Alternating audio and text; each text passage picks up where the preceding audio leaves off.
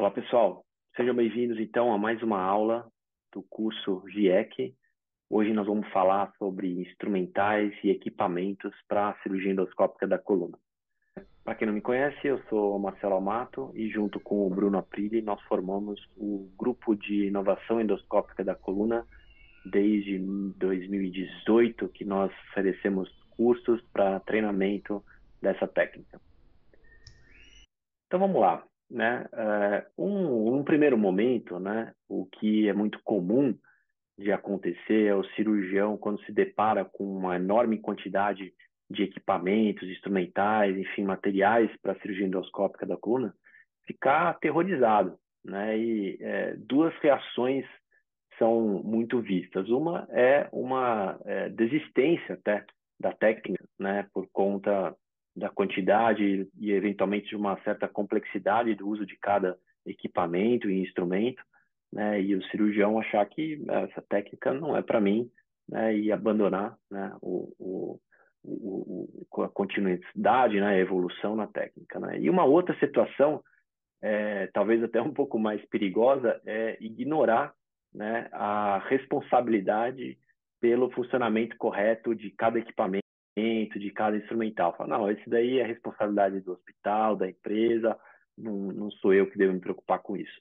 É uma situação, né, mais preocupante, né, essa, né, e o certo seria realmente ter um certo medo no início, mas estudar, né, cada instrumental, cada equipamento, aprender e assumir a responsabilidade pelo funcionamento correto de cada um, né, assumir a responsabilidade pela entrega correta do material, pelo os componentes de cada equipamento, né, tá tudo funcionando certinho para não dar problema na hora da cirurgia. Então, nós vamos ver item a item, né, para que fique mais claro essa mensagem. Bom, inicialmente, né, o sistema de irrigação, né, ele é um item bem importante e é muitas vezes negligenciado pelo cirurgião endoscópico, né?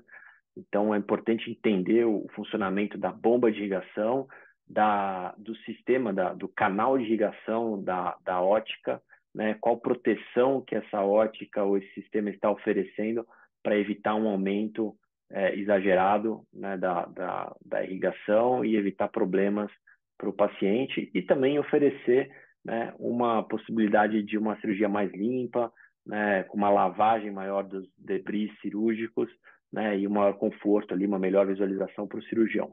Então, a bomba de irrigação, existem várias no mercado, né, mas aqui é importante dizer que eu não tenho conflito de interesse com nenhuma marca, tá? Eu vou tentar aqui nessa aula expor marcas diferentes. Obviamente, eu tenho experiência maior com um equipamento ou outro, mas é algo que a gente pode, inclusive, discutir, né, quando a gente estiver junto aí presencialmente, tá bom?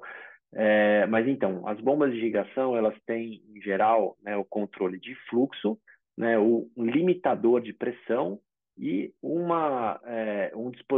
display aqui da pressão do sistema. Então, vamos ver aqui essa da Stryker, né, aqui embaixo, né, a gente pode colocar aqui o flow, né, então o fluxo que eu quero, então aqui 0,3 seria 300 ml por minuto, né? E aqui um limitador de pressão, que está em 91. O que isso quer dizer? Né? Que se eu ligar aqui a irrigação, né, e não houver resistência nenhuma do sistema, né, se eu estiver segurando esse duto, né, o equipo, né, sem uma ótica e fora do campo operatório, a pressão provavelmente vai ser zero. E o equipamento vai entregar os 300 ml por minuto. No entanto, né, se a gente conecta o endoscópio, coloca o endoscópio ali no paciente, coloca a borrachinha no canal, né, de trabalho, é, faz uma oclusão ali do canal de drenagem, essa pressão aqui ela vai aumentar, a ponto que, né, ela vai em algum momento passar de 90, né, a pressão detectada no sistema vai para cima de 90, né, e aí a bomba ela para de entregar esses 300 ml por minuto, tá?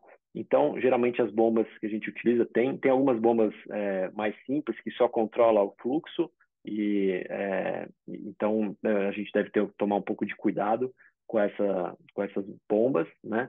porque a gente não tem noção ali da limite, da pressão que está sendo é, é, é, utilizada ali no sistema, né? Então, bastante cuidado aqui com as bombas de irrigação. E como eu ia falando, né, nos endoscópios, né, existem sistemas diferentes, né? Então, esse daqui, né, o endoscópio da Maxmore, da Joy Max é semelhante, tem outros no mercado aí que são semelhantes e que tem dois canais de irrigação mais calibrosos, né? Então, a gente pode conectar o equipo num dos canais e o outro canal, automaticamente, ele vai funcionar como um canal de drenagem, tá? Essa ótica da Richard Wolff, né, tem um canal só de irrigação, é um canal pequeno, né, e eles fizeram isso para aumentar o campo aqui de luminosidade da ótica, né, então é uma ótica que traz uma qualidade de iluminação muito boa, né, da Richard Wolff. No entanto, a irrigação ela fica reduzida. O que quer dizer isso aqui? Né? Se a gente conecta ali naquele sistema, naquela bomba de irrigação, né, o endoscópio ele vai criar uma resistência grande, a pressão vai aumentar, né, e muitas vezes a gente precisa usar pressões e fluxos maiores para que se entregue uma quantidade adequada de irrigação, de soro ali no campo operatório para ser suficiente fazer a cirurgia. É, e não é incomum, né, o pessoal dessa empresa, da Richard Wolff, né, orientarem, né, não a utilização do parâmetro da bomba, mas marcar mais ou menos um palmo ali do endoscópio, né, e ligar a bomba em parâmetros altos, 150 milímetros de mercúrio, com 1 litro por minuto, né, e simplesmente ver se esse soro ele está espirrando o suficiente para passar um palmo além do endoscópio, né? O que, assim, isso pode ser utilizado, esse parâmetro, mas só tomem muito cuidado com a utilização desses mesmos parâmetros em outros endoscópios, tá? Porque essa ótica da Richard Wolff, ela realmente cria uma pressão, uma resistência grande, então o endoscópio não entrega aquela pressão e aquele fluxo, né? Isso eu já medi algumas vezes para testar, e então é seguro utilizar essa estratégia nos endoscópios da Richard Wolff e com o sistema deles. Por quê? Né? A Richard Wolff fez a ótica num formato oval, enquanto que a câmara de trabalho tem um formato circular. Então, esse espaço que fica entre o endoscópio e a cânula de trabalho serve também como canal de drenagem, né? Essa aqui é um endoscópio antigo deles, que tem dois canais de irrigação, né? Só que são canais finos, né? Para permitir maior iluminação da ótica, né? Então, dificilmente esses canais de irrigação eles servem como drenagem, tá? Então, a drenagem do sistema da Wolff é feito principalmente por aqui e também, obviamente, pelo canal de trabalho, né? Sempre sai soro ali pelo canal de trabalho, a não ser que se faça uma oclusão com uma borracha, né? Tá bom? Então, esse é uma ideia aqui de como os sistemas de irrigação das diferentes óticas funcionam, né? E eu vou mostrar aqui um pouco do meu trabalho de pós-doc, né? Para vocês entenderem a importância desse assunto e, né, espero que estimule vocês a estudar um pouquinho mais e se preocupar um pouquinho com a situação, tá? Então, no meu trabalho de pós-doc, a gente colocou um catéter de monitorização da PIC intraparenquimatoso, né, aqui no crânio do porco, tá? Como vocês podem ver aqui, né? E a gente fez um acesso interlaminar aqui no espaço L4, L5, L5, L6, né, no caso do porco, né? E até aqui a exposição total do saco dural e da raiz descendente. E aí a gente fez uma oclusão aqui do sistema, vocês podem ver, deixa eu só pausar um pouco aqui, vocês podem ver aqui o endoscópio, tem uma borracha que diminui um pouco a drenagem aqui do canal de trabalho, mas permite, vocês podem ver aqui saindo soro por aqui e pelo outro canal de irrigação, que nesse caso funciona como drenagem, porque a irrigação está do outro lado, tá? Então, vocês vão ver aqui, né, que aqui tem a exposição, né, interlaminar, aqui o catéter de PIC, mostrando uma PIC de 15, 16, está dentro do normal, e aí aqui eu fiz uma oclusão, tá? Tanto do canal de trabalho quanto desse canal de drenagem, fiz uma oclusão aqui com os dedos, né? e vocês vão ver o que acontece com a PIC, tá? Então, para quem não sabe, né, a PIC normal abaixo de 20, notem ali, né, a PIC subindo aqui a 40 milímetros de mercúrio, tá? Então, esse é o risco da gente utilizar fluxos e pressões além do adequado nas situações. Então, não negligenciem essas informações e o aprendizado do uso da bomba e das óticas, e do sistema de irrigação das óticas, porque realmente pode causar prejuízo sério para o seu paciente, tá bom? Bom, com relação à fonte de luz e à fibra ótica, né? Aqui também é comum, né, a gente terceirizar para as empresas que vão levar o endoscópio que se virem com isso, né? No entanto, eu já tive problema, né, em cirurgia em que a empresa mandou uma ótica com o padrão de junção aqui, não me lembro exatamente qual, acho que era um padrão da Richard Wolff, não tinha o adaptador, mas alguma situação semelhante, a gente teve que abrir vários endoscópios da casa para encontrar um adaptador adequado para conseguir conectar aqui a fibra de luz, tá? Então, existe o padrão Storz, existe o padrão Richard Wolff, existe o padrão Joymax também, que tentou juntar a câmera de vídeo com a fibra de luz, com a fibra, né, de luz. Isso aqui é mais comum na Alemanha, eu ainda não vi esse sistema aqui no Brasil. Tá? Mas fiquem atentos com isso, né? O ideal é que as empresas ofereçam, né, sempre steps, né? Tenha mais de um adaptador, porque muitas vezes a casa tem a fibra ótica diferente e não conecta. E o ideal também é que a empresa tenha a sua própria fibra ótica, tá? Então, a câmera e a cabeça de câmera, né? Existem vários modelos, né? É importante o cirurgião conhecer aqui, principalmente, onde que dá o foco, né? E onde que dá o zoom, né? E outros, esse aqui é o white, né? O W, né? Geralmente se aperta por um tempo antes para fazer uma padronização ali do branco, né? E tem, obviamente, o menu ali na tela, né? Nos modelos mais modernos e pode escolher as funções através da tela, mas muitos têm o ajuste do foco e do zoom aqui nessas rodelas, né? Então isso é importante entender, conhecer, para não quebrar a cabeça no meio da cirurgia, e não é incomum a gente ver cirurgiões, né, no início operando fora de foco, né? Ou então com o zoom pequeno, ou então com o zoom grande, perdendo campo de visão, né? Então é importante dar uma atenção a isso. E o padrão, né, de visualização, né, geralmente essas câmeras elas permitem diversos modos, né? Então aqui tem, por exemplo, laparoscopia, tem de cistoscopia, tem modelo padrão, enfim, vale a pena o cirurgião dar uma navegada nesse menu para procurar o modo que fica mais adequado e melhor para visualização na cirurgia endoscópica. E em breve os equipamentos de marcas que não são exclusivas de endoscopia, de coluna, vão também oferecer aqui o modo coluna, certamente. Bom, e com relação ao gerador de radiofrequência, né? É importante conhecer o aparelho, né? Onde está cada pedal, as intensidades que são adequadas, né? Os equipamentos de radiofrequência, como o da Surgimax, da Eliquence, da Joymax, da Richard Wolff, geralmente eles têm o modo turbo, né?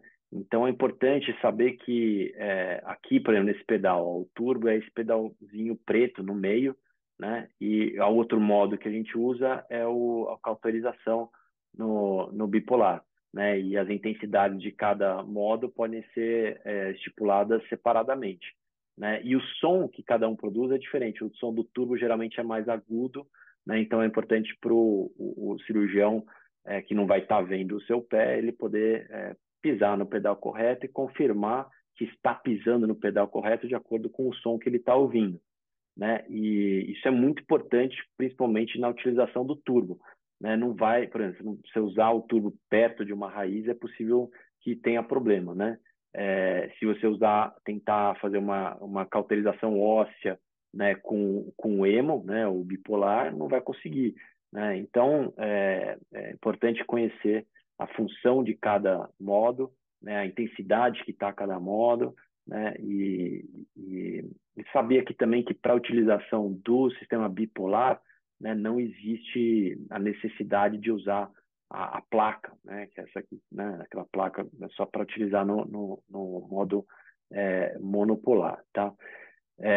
E aqui reiterando que o sistema de radiofrequência ele é utilizado para hemostasia e vaporização de tecido da mesma forma que os eletrocautérios convencionais, mas gerando temperaturas mais baixas, né?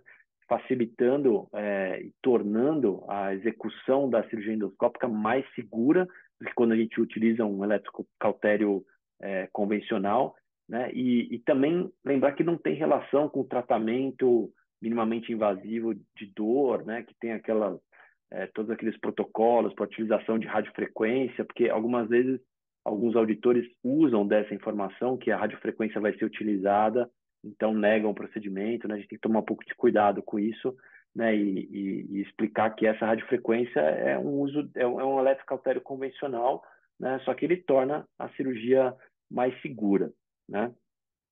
Então, o cirurgião de coluna, né, ele deve exigir que a empresa que vai fornecer o equipamento de endoscopia tenha esse equipamento, né, porque ele é um dos equipamentos que transformou a cirurgia endoscópica, né, principalmente no início.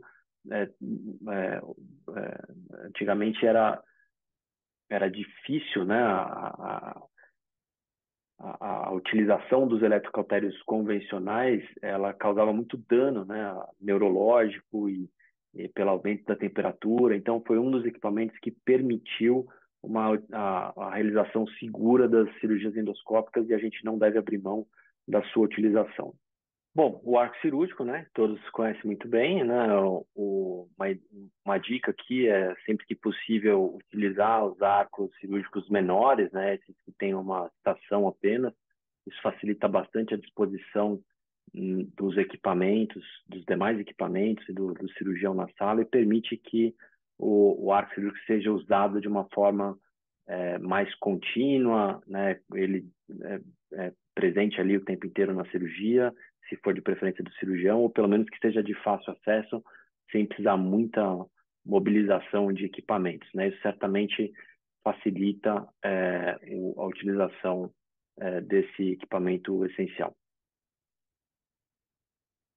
Bom, então, instrumental básico, né? Podem ver aqui que não são muitos itens, tá? Diferente, muitas vezes, para quem já foi tentar fazer uma compra de instrumental de endoscopia, não é incomum aparecerem alternativas aí de caixas com mais de 300 instrumentos, muitos não servem, né, servem para muito pouca coisa, né? Então, aqui está uma lista, né, dos instrumentais básicos, tá? Então, vocês podem ver aqui a agulha de punção discal e o fio-guia, que são necessários só para acesso transforaminal, né?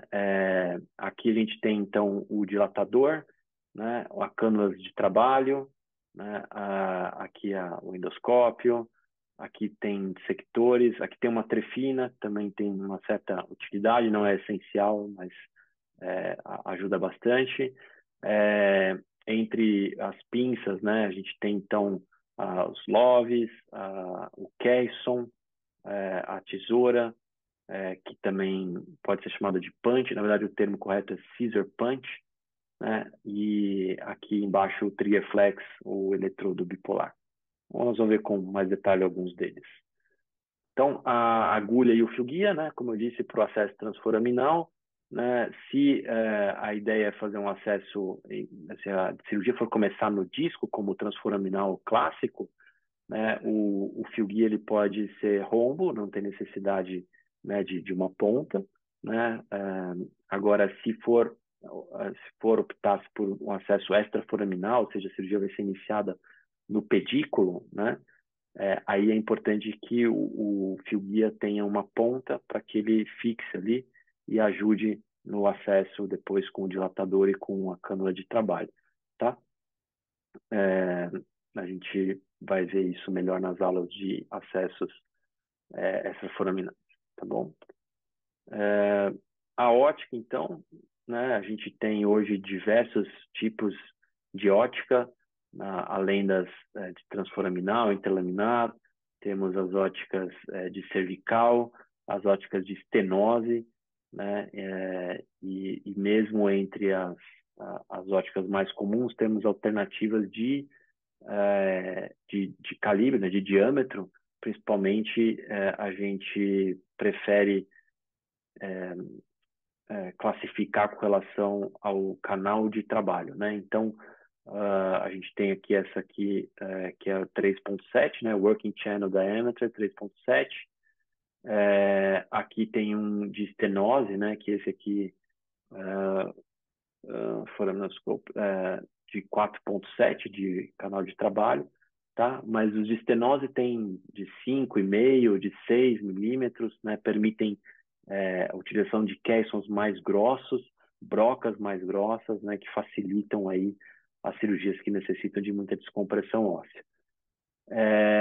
Aqui é um endoscópio com canal de trabalho de 4.3. Eu gosto muito desse endoscópio. Eu acho que ele permite o acesso interlaminar de forma segura para as hérnias de disco e permite também a realização de casos de estenose e permitindo uma navegação maior ali do instrumental dentro do canal vertebral, tá? Então eu gosto bastante desse diâmetro de canal de trabalho, mas existem, como eu falei, outras opções, né? 4.1, 4.3, 4.7, 5,5, 6, tá? Então isso varia um pouco de marca, né? Mas é importante o cirurgião conhecer essas alternativas para exigir, né, na sua cirurgia o endoscópio mais adequado. Com relação às cânulas de trabalho, né, existem várias também, né? Eu acho que essas duas aqui são essenciais. Então, uma com uma janela oblíqua de 30 graus, né, que ela permite, né, que uma exposição melhor, principalmente no acesso interlaminar, essa gordura que fica presente, tecido muscular, a gente consegue esconder esses tecidos desnecessários ali para a cirurgia, melhor com uma ótica oblíqua. Se for utilizar uma ótica de uma cânula de trabalho de foramen, para isso vai ser muito difícil. Esses tecidos eles ficam entrando no campo operatório o tempo inteiro. Tá? Essa cânula de foramen é para ser utilizada ou no acesso transforaminal, né? Porque a gente tem o teto ali do campo operatório, a FAP, né? A faceta articular. Então, esse tecido ele não cai na visão do cirurgião. Tá? Então, a gente imagina aqui a faceta articular e a gente tem todo esse campo de trabalho, né? Então, ampliando aqui as possibilidades para o cirurgião. Ao passo que a janela oblíqua, né, o canal de trabalho com oblíquo, ao ser utilizado no acesso transforaminal, né, pode acabar encostando nessa parte, né, do meio aqui da cânula na faceta e dificulta, né, o afastamento da raiz, né, e a exposição do disco intervertebral, né. Então essa aqui não costuma ser uma ótica adequada, né, para o acesso transforaminal clássico, tá? Nos acessos extremo lateral, né, em que a gente fica um pouquinho mais longe ali da faceta, dependendo de cada caso, pode ser utilizado também. Vale a pena programar direitinho para cada caso. E uma outra coisa que eu gosto de fazer no acesso interlaminar eu gosto de trocar. Depois que eu já fiz a exposição aqui da ligamento amarelo, fiz a secção do ligamento amarelo, como vocês vão ver aqui, estou trabalhando dentro do canal de trabalho, aí esse tecido ele já está mais superficial. Então, esse tecido gorduroso, né, a musculatura, não vai ficar caindo na frente do cirurgião. Como vocês podem ver aqui, né, eu estou entrando no canal com uma cânula de forame. Então, eu já troquei, eu tenho aqui a cânula mais pontuda, né? Então, eu me permite que entre no canal utilizando menos espaço, tá? Isso facilita bastante em alguns casos. Então, é uma dica aí para quem quiser utilizar. Então, aqui o detalhe de algumas das pinças, né? Como eu falei, o punch, né? É esse instrumento de corte, tá? Ele é um pouco diferente. Uma tesoura, existe a tesoura também, não está exposta aqui, mas a tesoura era uma micro tesoura, como uma tesoura convencional, que é um instrumento bem interessante também. Tá? Esse daqui está parecendo uma tesoura, mas na verdade é um punch, né? Só está sendo visto de perfil, então não dá para ver esse orifício aqui do instrumento.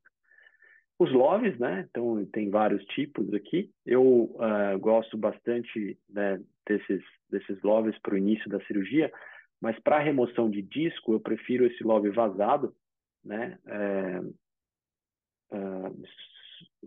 O material do disco ele entra dentro desse orifício e é mais fácil de tracionar o material, tá?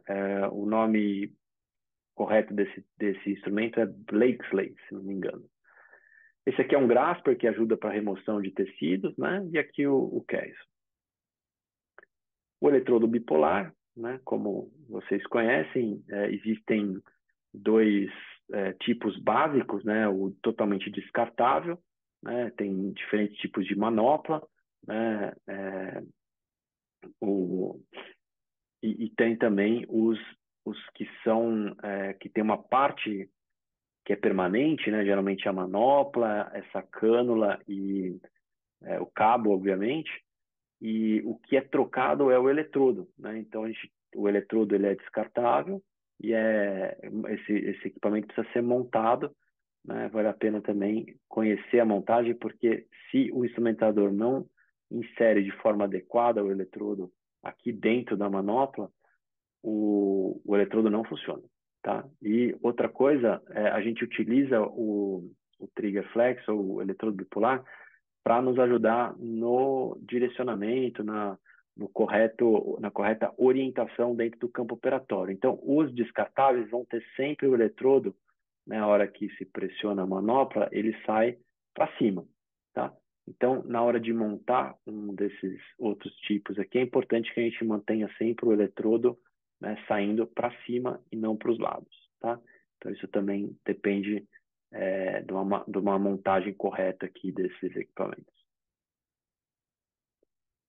Bom, aqui vocês vão ver, então, a utilização aqui do eletrodo bipolar, né, para cauterização óssea, tá? Isso é feito com o turbo, né? Não é possível fazer essa cauterização óssea aqui com o cautério convencional, com o bipolar, né? A não ser que ele esteja numa intensidade muito alta, e isso pode levar à temperatura e acabar trazendo algum dano para o paciente, tá?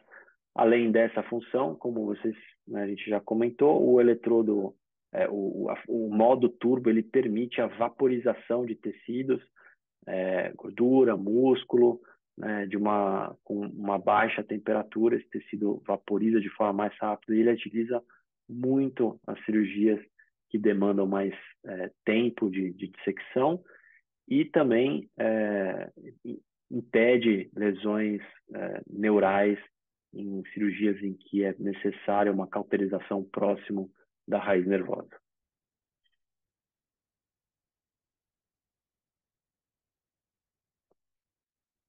Bom, a gente, né, falou um pouco aí do formão e do martelo, né? Esses equipamentos parecem, né, que né, são meio grosseiros, talvez, para o uso no endoscópio, mas o fato é que eventualmente pode acontecer do cirurgião ficar sem o motor, né? E o Keystone, geralmente, ele não é adequado, né, para morder, né, grandes espessuras de osso, né? Então, o correto da técnica é desgastar bem o osso com a broca, deixar uma camada fininha, geralmente de cortical, para remover com os Keystone, né? Então, agora, o que acontece se a gente ficar sem motor, né? A verdade é que, né, nós, né, iniciamos a endoscopia de coluna em 2013 e era muito comum a gente fazer essa cirurgia sem o motor, né? Essa primeira imagem aqui é uma broca que nós montamos, né? Nós pedimos para montar, então a gente mandava confeccionar essas brocas juntando uma haste de metal com brocas convencionais, né, e utilizando uma outra haste que ia por fora, né, para proteger o endoscópio de vibrações. E também a própria broca, ela vibrava muito, né, na frente, no campo operatório. Se não utilizasse uma haste dessa, não era possível fazer a cirurgia. E fato é que a gente fazia também muitas descompressões com o formão e com o martelo, que é um instrumento barato, fácil de ter na caixa e que pode salvar a gente em algumas situações.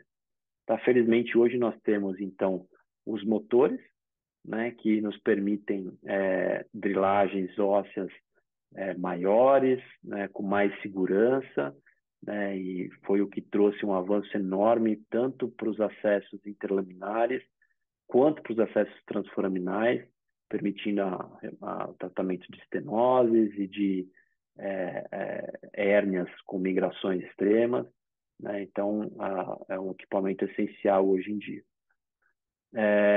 O motor da Striker, né, tem geralmente 12.000 rotações, que é mais do que o suficiente para a maioria, para todas as cirurgias endoscópicas, né? O da Richard Wolf tem um pouco mais, 16.000, não é necessário tudo isso, né? Mas muitas vezes ajuda. Em geral, se a gente está tendo que usar uma rotação muito alta, é porque a broca ela já não está muito legal, já está um pouco gasta, e aí a gente quer acabar compensando na rotação e tem que tomar um pouco de cuidado. Brocas boas, né, bem cortantes, bem afiadas, em geral, com metade disso, com 6.000 rotações, a gente já consegue fazer um bom trabalho. Tá? Aqui eu tenho uma preferência pelas manoplas em que a gente, né, pelas peças de mão em que a gente consegue controlar e ligar a broca, né, através da mão, sem necessidade de um pedal, né? Eu acho que isso ajuda bastante. E a gente tem hoje várias brocas aí no mercado, né? A Richard Wolf trabalha, né, com brocas reutilizáveis muitas vezes, eles têm descartáveis também, mas tem brocas reutilizáveis, e esses motores aqui da Striker permitem a utilização de vários modelos nacionais, né? Então, cada um tem a sua vantagem. A Richard Wolf e a Joymax possuem esse sistema aqui de brocas flexíveis, que são também bem interessantes para utilizar em algumas situações. Ele foi montado para as estenoses foraminais, né, e ajudam demais aí, né, a aumentar o alcance do cirurgião nessas cirurgias, como vocês podem ver aqui nesse exemplo, né? Então, o cirurgião ele aperta um dispositivo e a broca ela flete de forma que muitas vezes ele está impedido de movimentar a cana de trabalho e o endoscópio, né, por conta da faceta articular. Isso aqui permite expandir o alcance ali do cirurgião. A foraminoplastia, né, que ela pode ser feita além de poder ser feita com visão direta, pode ser feita através de alguns instrumentais, né, como as trefinas, ou as brocas manuais, né? Esse aqui é um sistema da Joymax, esse aqui é o sistema de Tonchide da Maxmor, né? E isso permite, né, talvez uma maior agilidade aí na realização, né, de uma ampliação de foramen.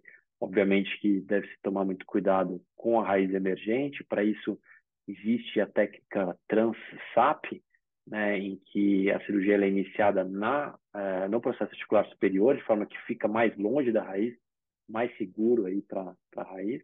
E depois entra-se com o endoscópio e faz o restante ali do trabalho sob visão direta, né?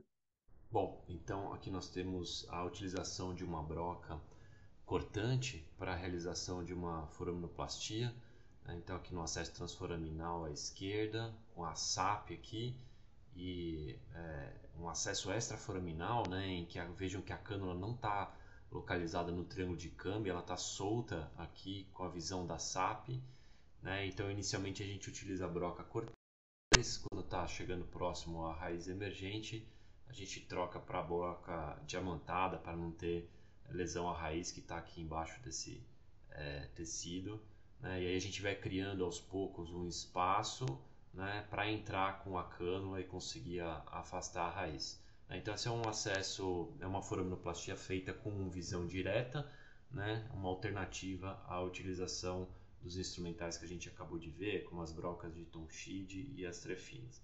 E a utilização aqui da broca, né, para o acesso interlaminar e para a expansão, né, do acesso interlaminar com a remoção da lâmina, da faceta articular aqui da IAP inicialmente com uma broca cortante, né? Então a gente tira a maior parte da espessura do osso com a broca e depois a cortical interna a gente utiliza o Kerrison ou muitas vezes a broca diamantada, né? Aqui no acesso interlaminar eu prefiro a utilização da broca diamantada, né? Na porção mais próxima ou quando da SAP, né? Ou quando a gente já tem uma abertura do canal. Enfim, sempre que tiver próximo às estruturas neurais, é bom utilizar a broca diamantada. Né? E aqui a finalização do acesso interlaminar, né? A abertura do ligamento amarelo, a rotação da cânula para afastar a raiz descendente e a remoção da hérnia discal e aqui o aspecto final. Então, como vocês veem, a utilização das brocas ela se tornou essencial tanto para o acesso transforaminal quanto para o acesso interlaminar. Espero que tenham aprendido alguma coisa sobre a utilização dos principais equipamentos e instrumentos para a cirurgia endoscópica da coluna. Obviamente que muito vai ser adquirido na prática diária, né? E também na parte prática dos nossos cursos. Vocês vão ter a oportunidade de explorar um pouco cada um desses instrumentos e equipamentos e estaremos sempre à disposição para tirar qualquer dúvida. Obrigado pela atenção e até a próxima aula.